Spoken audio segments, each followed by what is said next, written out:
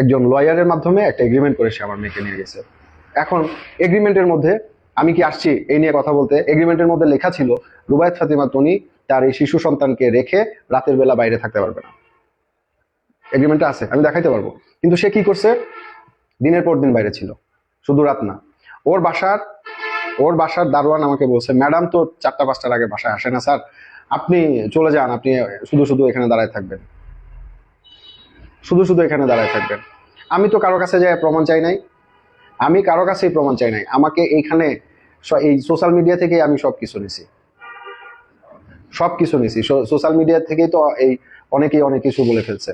আজকে আমাকে বলা হচ্ছে যে আমার ফেসবুক থেকে আমি যেন আমার সকল ধরনের লাইভ, আমার সকল ধরনের পোস্ট যেন ডিলিট করে দিই। আমার নামে যে বাবা মেয়ের পবিত্র সম্পর্ক নিয়ে যে বাজে একটা কথা বলছো সেটা তুমি ডিলিট করছো, এর জবাব আপনারা চান তো, আপনারা চান যে সেটা ডিলিট করছে কিনা,